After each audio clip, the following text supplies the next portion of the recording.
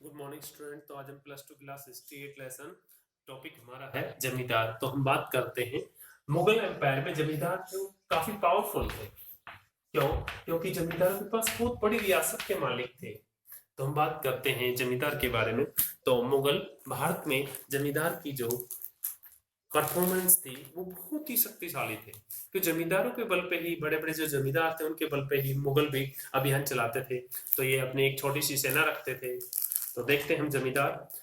मुगल भारत में कृषि संबंधों की हमारी दास्तान तब तक अधूरी रहेगी जब तक गांव में रहने वाले एक ऐसे तबके की बात न कर ले जिनकी कमाई तो खेती से आती थी, लेकिन जो कृषि उत्पादन में सीधे हिस्सेदारी नहीं करते थे। ये जमींदार थे जो अपनी जमीन के मालिक होते थे और जिन्हें ग्रामीण समाज में ऊंची हैसियत की वजह से कुछ खास सामाजिक और आर्थिक सुविधाएं मिली थी।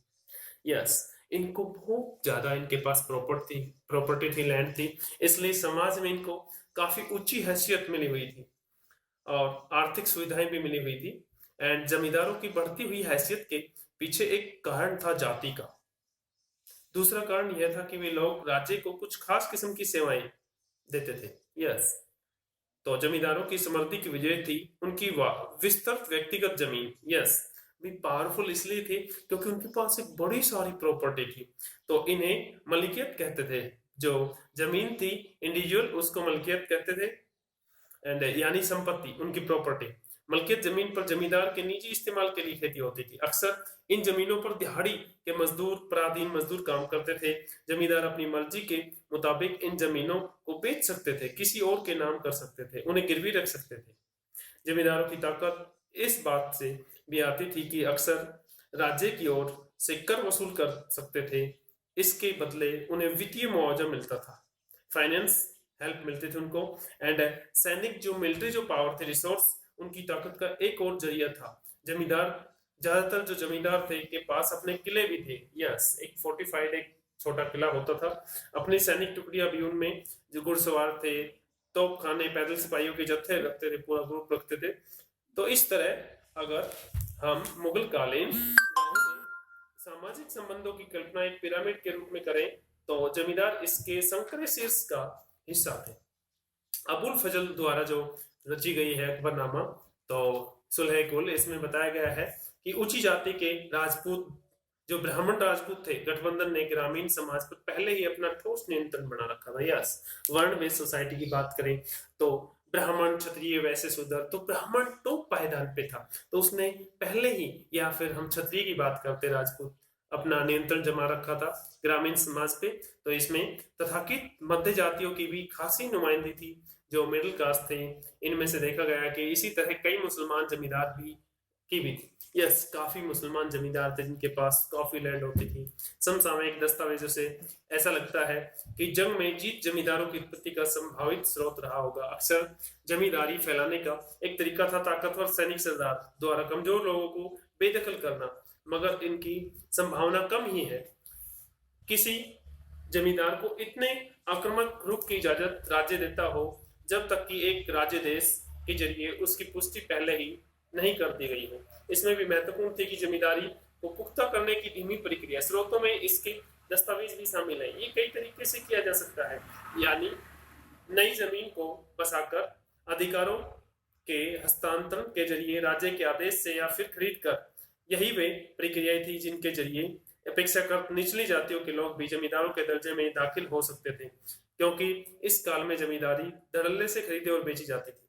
कई कारणों ने मिलकर परिवार या वंश पर आधारित जमींदारियों को पुख्ता होने का मौका दिया। मसलन राजपूत और जाटों ने ऐसी रणनीति अपनाकर उत्तर भारत में जमीन की बड़ी बड़ी पट्टियों पर अपना नियंत्रण पुख्ता किया।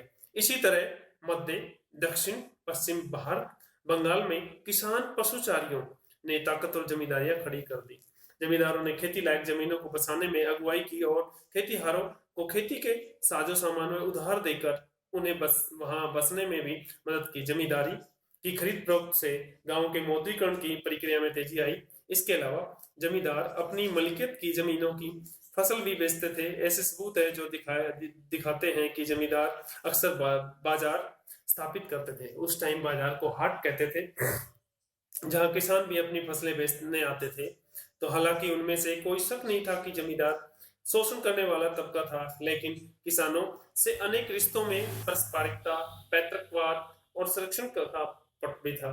तो दो पहलू इस बात की पुष्टि करते हैं कि एक तो ये कि भक्ति संतों ने जहां बड़ी बेबाकी से जातिगत और दूसरी किस्मों के अत्याचारों की निंदा की है, तो वहीं उन्होंने जमींदारों को या फिर किसानों के शोषक, उन पर अत्याचार करने वालों के रूप में भी नहीं दिखाया है।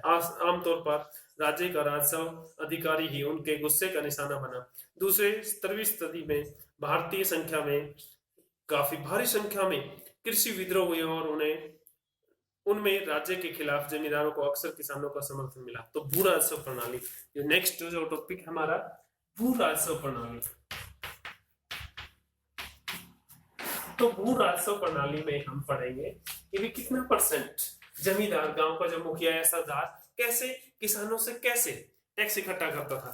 तो देखते हैं, जमीन से मिलने वाला भू राजस्व मुगल साम्राज्य की आर्थिक बुनियादी था। यस, किसी भी जो राजा है इतनी बड़ी एडमिनिस्ट्रेटिव, इतनी बड़ी मिलिट्री पावर रखेगा, तो बहुत जरूरी है कि किसानों से टैक्स लेना। तो इस कारण से कृषि उत्पादन पर नियंत्रण रखने के लिए तेजी से फैलते साम्राज्य के तमाम इलाकों में राजस्व आंकलन में वसूली के लिए यह जरूरी था कि राज्य एक प्रशासनिक तंत्र खड़ा करे। दीवान इसके दफ्तर पर पूरे राज्य की वित्तीय व्यवस्था के देखरेख की जिम्मेदारी थी। यस, दीवान की जो फाइनेंस सिस्टम था उसका इंचार्ज दीवान होता था और इस तंत्र में शामिल था इस तरह बेहिसाब रखने वाले और राजस्व अधिकारी खेती की दुनिया में दाखिल हुए और कृषि संबंधों को शकल देने में एक निर्णायक ताकत के रूप में उभरे। तो थैंक यू, आज के टॉपिक में बस इतना ही।